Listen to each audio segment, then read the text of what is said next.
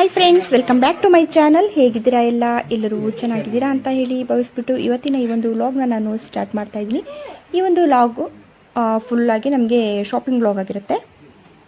ಮನೆ ಓಪನ್ಗೆ ಅಂತ ಹೇಳಿ ರಿಟರ್ನ್ ಗಿಫ್ಟ್ ಕೊಡೋಂಥದ್ದಿತ್ತು. ಹಾಗಾಗಿ ಏನು ತಗೊಳ್ಳೋಣ ಅಂತ ನೋಡೋಣ ಅಂತ ಬಂದೆ. ಇದು ನಾವು ಬಂದಿರೋಂಥದ್ದು ಶೃಂಗೇರಿನಲ್ಲಿ ಭಾಗ್ಯಲಕ್ಷ್ಮಿ ಸ್ಟೋರ್ಗೆ ಬಂದಿದ್ದೀವಿ. ಇಲ್ಲಿ ಏನು ಸಿಕ್ಕತ್ತೆ ಏನು ಸಿಗಲ್ಲ ಅಂತ ಇಲ್ಲ, ಪ್ರತಿಯೊಂದು ಐಟಮ್ಸ್ ಕೂಡ ಇರುತ್ತೆ.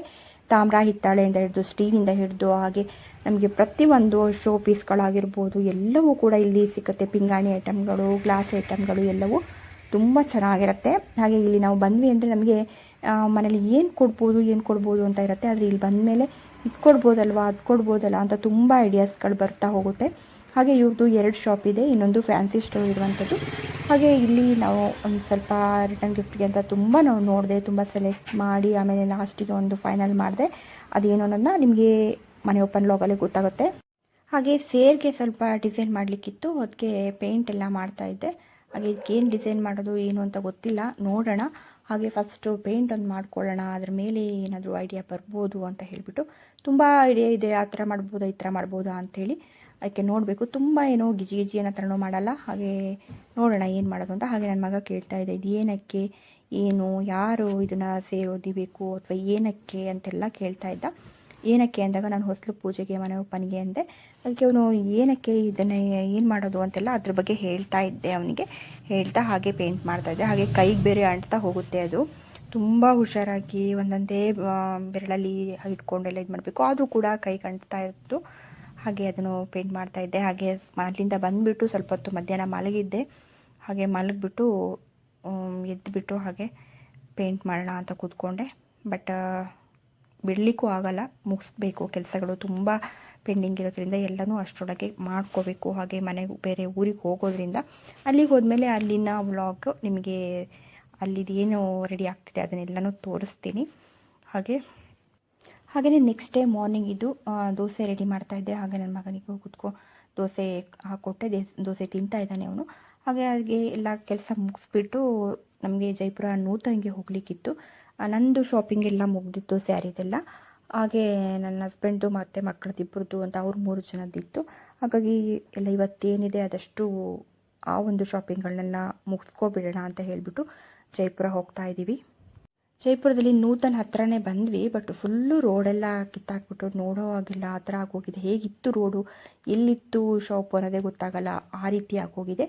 ಬಟ್ ಒಳ್ಳೆಯದೇ, ಅಂದರೆ ಕೆಲಸಗಳು ಆಗ್ತಾಯಿದ್ರೆ ನಮಗೆ ಯಾವುದೇ ಒಂದು ರೋಡೆಲ್ಲ ಚೆನ್ನಾಗಿದ್ರೇ ಇನ್ನೂ ಜಾಸ್ತಿ ಇಂಪ್ರೂವ್ಮೆಂಟ್ಸ್ಗಳಾಗುತ್ತೆ. ಆವಾಗ ಬಿಲ್ಡಿಂಗ್ಗಳು ಕೂಡ ಯಾರಿಗಾದರೂ ಸ್ವಲ್ಪ ಇನ್ನೂ ದೊಡ್ಡದಾಗಿ ಕಟ್ಟೋಣ ನಮ್ಮ ಮನಸ್ಸು ಬರುತ್ತೆ. ರೋಡೆಲ್ಲ ಚೆನ್ನಾಗಿದ್ದಾಗ, ಇಲ್ಲ ಅಂದರೆ ಫುಲ್ಲೆಲ್ಲ ಟ್ರಾಫಿಕ್ ಜಾಮ್ ಆಗಿರುತ್ತೆ, ಯಾವುದೇ ಒಂದು ಪಾರ್ಕಿಂಗ್ ವ್ಯವಸ್ಥೆ ಇರಲ್ಲ, ಹಾಗಾಗುತ್ತೆ. ಇದು ಈಗ ತುಂಬ ಬೆಸ್ಟ್ ಅಂತಲೇ ಹೇಳ್ಬೋದು. ಇನ್ನೊಂದು 2 ವರ್ಷ ಕೆಲಸ ಹಿಡಿಬೋದು, ಆದರೂ ಕೂಡ ಅದರ ನಂತರ ಕ್ಲೀನ್ ಆಗುತ್ತೆ ಅಂತಲೇ ಹೇಳ್ಬೋದು. ತುಂಬ ಚೆನ್ನಾಗಿ ಆಗ್ತಾಯಿದೆ ರೋಡು.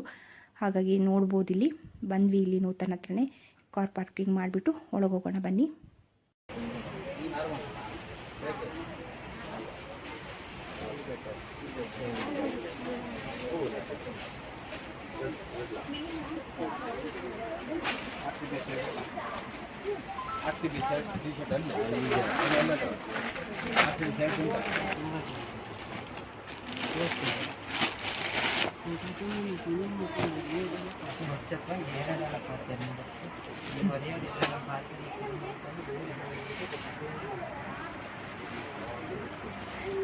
ಆಯ್ತಾ?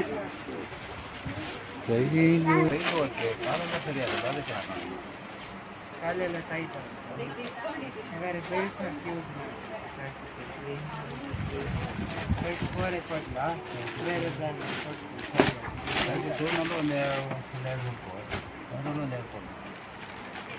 ಅವರೇ ತಗೊಳ್ತಾರೆ. ಟೈಟ್ ಎಲ್ಲ ಒಂದೇ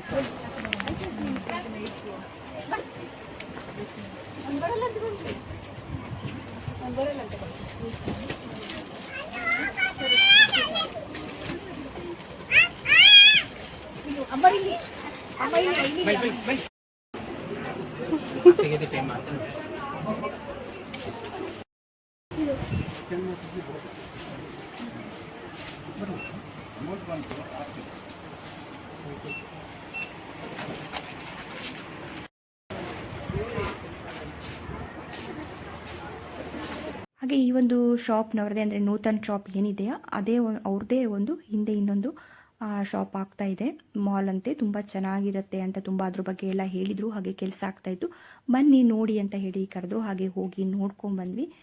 ಇವಾಗ ಇನ್ನೂ ಕೆಲಸ ರೆಡಿ ಆಗ್ತಾ ಇದೆ ಎಲ್ಲ. ಹಾಗೆ ಅಲ್ಲಿಂದ ಹೊರಟ್ಬಿಟ್ಟು ಪಾನಿಪುರಿ ತಿನ್ನೋಣ ಅಂತ ಹೇಳಿಬಿಟ್ಟು ಹೋದ್ವಿ. ಪಾನಿಪುರಿ ಎಲ್ಲ ತಿನ್ಕೊಂಡು ಹಾಗೆ ಹೊರಟ್ವಿ. ಯಾಕಂದರೆ ಮಧ್ಯಾಹ್ನ ಬಂದಿದ್ದಲ್ವ, ಫುಲ್ ಅಲ್ಲೆಲ್ಲ ನಿಂತು ಓಡಾಡಿ ಅಂತ ನಿಜವಾಗ್ಲೂ ಸುಸ್ತು ಆಗಿತ್ತು. ಹಾಗೆ ತುಂಬ ಹಶ್ವ ಅನಿಸ್ತು, ಅದಕ್ಕೋ ಏನೋ ಗೊತ್ತಿಲ್ಲ, ತುಂಬಾ ಟೇಸ್ಟ್ ಇತ್ತು ಅಂತ ಅನ್ನಿಸ್ತು. ನಮಗೆ ಶೃಂಗೇರಿಲಿ ತಿನ್ನೋಕ್ಕಿಂತ ಈ ಜೈಪುರದಲ್ಲಿ ತುಂಬ ಟೇಸ್ಟ್ ಇದೆ ಪಾನಿಪುರಿ ಅಂತ ಅನ್ನಿಸ್ತು. ಯಾಕೆ ನಮಗೆ ತುಂಬ ಹಶ್ವಾಗಿದ್ದರಿಂದ ಆ ರೀತಿ ಅನ್ನಿಸ್ತೋ ಏನೋ ಗೊತ್ತಿಲ್ಲ, ತುಂಬಾ ಚೆನ್ನಾಗಿತ್ತು ಅಲ್ಲಿ ಕೂಡ. ಹಾಗೆ ಮನೆಗೆ ಹೋಗುವಾಗ ಫುಲ್ ಕತ್ಲಾಗಿ ಹೋಗಿತ್ತು. ನೆಕ್ಸ್ಟ್ ಡೇ ಇದು. ಹಾಗೆ ಇದೇನು ಪೇಂಟ್ ಮಾಡಿ ಇಟ್ಟಿದ್ದೆ ನಾನು, ಅದು ಫುಲ್ಲು ಡ್ರೈ ಆಗಿತ್ತು. ಇವಾಗ ಅದಕ್ಕೇನಾದರೂ ಡಿಸೈನ್ ಮಾಡೋಣ ಅಂತ ಹೇಳಿಬಿಟ್ಟು ಚಿಕ್ಕದಾಗಿ ಒಂದು ಸಿಲ್ವರ್ ಕಲರ್ನಲ್ಲಿ ಡಿಸೈನ್ ಮಾಡ್ತಾಯಿದ್ದೆ. ಅದು ಕೂಡ ಡಿಸೈನ್ ಮಾಡಿಬಿಟ್ಟು ಹಾಗೆ ಇಟ್ಟರೆ ಒನ್ ಡೇನಲ್ಲಿ ಅದು ಕೂಡ ಒಣ್ಕೊಳ್ಳುತ್ತೆ ಅಂದ್ಬಿಟ್ಟು ಡಿಸೈನ್ ಮಾಡ್ತಾಯಿದ್ದೀನಿ. ಹಾಗೆ ಮನೇಲಿ ತಿಂಡಿ ಎಲ್ಲ ಮುಗಿಸ್ಬಿಟ್ಟು ಹಾಗೆ ಅಡುಗೆ ಕೂಡ ಮಾಡಿಟ್ಟು ತೀರ್ಥಹಳ್ಳಿ ಹೋಗ್ಲಿಕ್ಕಿತ್ತು. ತೀರ್ಥಹಳ್ಳಿ ಹೊರಟ್ವಿ. ಇಲ್ಲಿ ತೀರ್ಥಹಳ್ಳಿ ಹತ್ತಿರ ಬಂದಿದ್ದೀವಿ, ನೋಡ್ಬೋದು. ತೀರ್ಥಹಳ್ಳಿ ಬಂಡೆನ ನೋಡ್ಬೋದು ನೀವು, ಎಷ್ಟು ದೊಡ್ಡ ಬಂಡೆ ಅಂದರೆ ಇಲ್ಲಿಂದನೇ ನಮಗೆ ಇಲ್ಲಿ ಸುತ್ತಮುತ್ತ ಎಲ್ಲ ಊರುಗಳಿಗೂ ಒಂದು ಕಲ್ಕಂಬ ಆಗಿರ್ಬೋದು, ಒಂದು ಚಪ್ಪಟಿ ಕಲ್ಲಾಗಿರ್ಬೋದು, ಅಥವಾ ಮನೆ ಕಟ್ಟಲಿಕ್ಕೆ ಕಲ್ಲು, ಸೈಜ್ ಕಲ್ಲಾಗಿರ್ಬೋದು, ಇವೆಲ್ಲವೂ ಕೂಡ ಇದೇ ಒಂದು ಬಂಡೆಯಿಂದ ಹೋಗುವಂಥದ್ದು. ತುಂಬ ದೊಡ್ಡ ಬಂಡೆ ಇದು. ಸಾಧಾರಣ ಎಷ್ಟು ವರ್ಷದಿಂದ ಎಷ್ಟು ಬಂಡೆನ ಇದನ್ನೆಲ್ಲ ಕಲ್ಲೆಲ್ಲ ತೆಗಿತಾನೆ ಇದ್ದಾರಲ್ವ, ಆದರೂ ಕೂಡ ಇದು ಎಷ್ಟು ವರ್ಷಕ್ಕಾದರೂ ಇದೇನು ಖಾಲಿ ಆಗುವಂಥದ್ದೇ ಅಲ್ಲ, ಅಷ್ಟೂ ದೂರಕ್ಕೂ ಇದೆ. ನಮಗೆ ಇದು ಕಾಣ್ತಾ ಇರೋದು ಏನೊಂದು ಕಾಲು ಭಾಗ ಅಷ್ಟೇ, ಅಷ್ಟು ದೊಡ್ಡ ಬಂಡೆ ಇರುವಂಥದ್ದು, ತುಂಬ ಚೆನ್ನಾಗಿದೆ. ಹಾಗೆ ತೀರ್ಥಹಳ್ಳಿ ಹತ್ತಿರ ಬಂದ್ವಿ. ಹಾಗೆ ಇಲ್ಲಿ ಅಂತಂದರೆ ನಾವು ಬಂದಿದ್ದು ಏನಪ್ಪ ಅಂತಂದರೆ ಹಾಸ್ಪಿಟಲ್ ಹೋಗಲಿಕ್ಕಿತ್ತು ನನಗೆ. ಹಾಗೆ ಸ್ವಲ್ಪ ಚೆಕಪ್ ಮಾಡಿಸ್ಲಿಕ್ಕಿತ್ತು. ಹಾಗೆಯೇ ನಮಗೆ ಮದುವೆಗೆ ಕೆಲವೊಂದು ಇನ್ವಿಟೇಷನ್ ಕೊಡಲಿಕ್ಕಿತ್ತು ಕೆಲವೊಂದು ಕಡೆ. ಇಲ್ಲೇ ನಮಗೆ ತೀರ್ಥಹಳ್ಳಿ ಸೈಡು ಅದೆಲ್ಲವೂ ಕೂಡ ಆಗುತ್ತೆ ಒಂದೇ ದಿನದಲ್ಲಿ ಅಂತ ಹೇಳಿಬಿಟ್ಟು ಬಂದ್ವಿ. ಹಾಗೆ ನಮ್ಮದು ಮನೆ ಓಪನ್ಗೆ ಕೂಡ ನಮಗೆಲ್ಲ ಕರೀಲಿಕ್ಕೆ ಎಲ್ಲ ಇತ್ತು, ಎರಡಕ್ಕೂ ಆಗುತ್ತೆ. ಹಾಗೆ ಹಾಸ್ಪಿಟಲು 3 ಕೆಲಸನೂ ಆಗಿಬಿಡುತ್ತೆ ಅಂತ ಹೇಳಿಬಿಟ್ಟು ಇವತ್ತು ಬಂದ್ವಿ ಇಲ್ಲಿ. ಇದು ನಾವು ಮನೆ ಓಪನ್ಗೆ ಹೋಗೋ ಹಿಂದಿನ ದಿನ ಈ ಒಂದು ತೀರ್ಥಹಳ್ಳಿಗೆ ಬಂದಿರುವಂಥದ್ದು. ಹಾಗೆ ಇಲ್ಲಿಂದ ಹೋಗುವಾಗ, ರಿಟರ್ನ್ ಹೋಗುವಾಗ ನಾನೊಂದು ಮನೆ, ನಿಮಗೆ ಶೃಂಗೇರಿ ಹತ್ತತ್ರನೇ ಒಬ್ಬರು ಮನೆಗೆ ಹೋಗಿದ್ವಿ ಇನ್ವಿಟೇಷನ್ ಕೊಡಲಿಕ್ಕೆ ಅಂತ. ಆ ಮನೆಯನ್ನು ಒಂದು ಸಣ್ಣ ಕ್ಲಿಪ್ಪಿಂಗ್ನ ತಗೊಂಡಿದ್ದೀನಿ, ನೋಡಿ ಎಷ್ಟು ಚೆನ್ನಾಗಿದೆ ಅಂದರೆ ತುಂಬ ಚೆನ್ನಾಗಿ ಕಟ್ಟಿದ್ದಾರೆ ಅವ್ರ ಮನೇನ.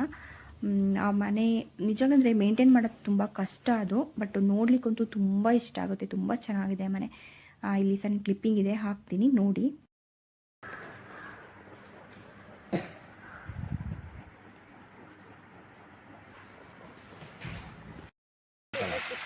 ಸಿಕ್ತಾ ಕಾಣ್ತಾ ಮೀನು ಒಳಗಿದೆ ಫುಡ್ ಹಾಕಿ ಫುಡ್ಡು ತಲೆ ಕೈ ಮೇಲೆ ಸ್ವಲ್ಪ ಏನೋ ತಪ್ಪಿತ್ತು ಬೆಂಗಳೂರಿಗೆ ಇಲ್ಲ ಇಲ್ಲ ಇಲ್ಲಿ ಇಲ್ಲ ಇಲ್ಲಿ ಒಳಗಡೆನೂ ಇಲ್ಲ ಕಲ್ಲು ಕಟ್ಟಿರೋಲ್ಲ, ಹಾಗಾಗಿ 3 ಅಡಿ ಇರ್ಬೋದು ಅನ್ಸುತ್ತೆ. ಒಳಗಡೆ ಹಾಕಿ ಕಲ್ಲು ಕಟ್ಟಿದೆ, ಕಲ್ಲು. ಹಾಗೆ ಅಲ್ಲೆಲ್ಲ ಕರೀಲಿಕ್ಕೆ ಹೋದಲ್ಲಿ ಎಲ್ಲ ಮನೆ ಓಪನ್ಗೆ ಕರೆದಾಯಿತು. ಹಾಗೆ ಮದುವೆಗೆ ಇನ್ವಿಟೇಷನ್ ಕೂಡ ಕೊಟ್ಟಾಯಿತು. ಹಾಗೆ ಸ್ವಲ್ಪ ಅಲ್ಲಿ ತೀರ್ಥಹಳ್ಳಿಲಿ ಸ್ವಲ್ಪ ಸ್ನ್ಯಾಕ್ಸ್ ಎಲ್ಲ ತೊಗೊಂಡಿದ್ವಿ, ಸ್ನ್ಯಾಕ್ಸು, ಜ್ಯೂಸು ಅಂತೆಲ್ಲ. ಹಾಗೆ ಸ್ವಲ್ಪ ತಿನ್ಕೊಂಡು ಹೋಗೋಣ ಅಂತ ಹೇಳ್ಬಿಟ್ಟು, ಯಾಕಂದರೆ ನಾವು ಅಲ್ಲಿ ಊಟ ಮಾಡಲಿಲ್ಲ, ಇದನ್ನೇನು ತಿನ್ಕೊಂಡು ಹೋಗೋಣ. ಹಾಗೆ ಮನೇಲಿ ಅಡುಗೆ ಮಾಡಿಟ್ಟು ಹೋಗಿದ್ದೆ, ಹೇಗೋ ಮನೇಲಿ ಅಡುಗೆ ಮಾಡಿದ್ದೀನಲ್ವ, ಮನೆಗೆ ಹೋಗಿ ಊಟ ಮಾಡೋಣ ಅಂತ ಹೇಳಿಬಿಟ್ಟು ಬಂದ್ವಿ. ಹಾಗೆ ನನ್ನ ಮಗ ನೋಡ್ಬೋದು ಬಾಯಿ ತುಂಬ ಎಲ್ಲ ಮಾಡ್ಕೊಂಡು ತಿಂತಾಯಿದ್ದ. ಅದಕ್ಕೆ ಹಾಗೆ ಒಂದು ಸಣ್ಣ ಕ್ಲಿಪ್ಪಿಂಗ್ ತಗೊಂಡೆ, ನಿನಗೆ ಹಾಗೆಯೇ ತೋರಿಸ್ತೀನಿ ಅಂತ ಹೇಳಿಬಿಟ್ಟು ಒಂದು ಫೋಟೋ ತೊಗೊತೀನಿ ಅಂದರೆ ಹಾಗೆಯೇ ಒಂದು ವೀಡಿಯೋ ಕೂಡ ಮಾಡಿಕೊಂಡೆ. ನೋಡ್ಬೋದು ಇಲ್ಲಿ ಯಾವ ರೀತಿ ಮಾಡ್ಕೊಂಡು ತಿಂತಾ ಇದ್ದಾನೆ ನೋಡಿ, ಫುಲ್ಲೆಲ್ಲ ಮೀಸೆ ಮಾಡ್ಕೊಂಡ್ಬಿಟ್ಟಿದ್ದಾನೆ. ಹಾಗೆಯೇ ಈ ಒಂದು ವ್ಲಾಗ್ನ ನಾನು ಇಲ್ಲಿಗೆ ಎಂಡ್ ಮಾಡ್ತಾ ಇದ್ದೀನಿ. ಹಾಗೆ ನೆಕ್ಸ್ಟ್ ವ್ಲಾಗಲ್ಲಿ ಸಿಕ್ಕೋಣ. ನೆಕ್ಸ್ಟ್ ವ್ಲಾಗು ತುಂಬಾ ಇಂಟ್ರೆಸ್ಟಿಂಗ್ ಆಗಿರುತ್ತೆ. ಹಾಗೆ ಮನೆ ಓಪನ್ದಾಗಿರ್ಬೋದು, ಹಾಗೆ ಮನೆ ಓಪನ್ಗೆ ನಾವು ಪ್ರಿಪ್ರೇಷನ್ ಏನು ಮಾಡ್ತಾ ಇದ್ದೀವಿ ಅನ್ನೋದು, ಇನ್ನು ನಾನು ಮನೆಗೆ ಹೋದ್ಮೇಲಿನ ವ್ಲಾಗ್ಗಳು ಬರುತ್ತೆ ಇನ್ನು ನೆಕ್ಸ್ಟ್ ಬರೋದೆಲ್ಲ. ಹಾಗೆಯೇ ಮದುವೆ ವ್ಲಾಗ್ಗಳಾಗಿರ್ಬೋದು, ಎಲ್ಲವೂ ಕೂಡ ಒಂದಕ್ಕಿಂತ ಒಂದು ವ್ಲಾಗ್ಗಳು ತುಂಬಾ ಚೆನ್ನಾಗಿರುತ್ತೆ, ತುಂಬ ಇಂಟ್ರೆಸ್ಟಿಂಗ್ ಆಗಿರುತ್ತೆ. ಆ ವ್ಲಾಗ್ಗಳನ್ನ ನೀವೆಲ್ಲ ನೋಡಬೇಕು ಅಂತಂದರೆ ನನ್ನ ಚಾನಲ್ನ ನೀವು ಸಬ್ಸ್ಕ್ರೈಬ್ ಮಾಡ್ಕೊಳ್ಳಿ, ಹಾಗೆ ಸಪೋರ್ಟ್ ಮಾಡಿ, ಹಾಗೆ ನನ್ನ ವೀಡಿಯೋಸ್ಗಳನ್ನ ಶೇರ್ ಮಾಡಿ. ನೆಕ್ಸ್ಟ್ ವ್ಲಾಗಲ್ಲಿ ಸಿಕ್ಕೋಣ. Thank you, bye.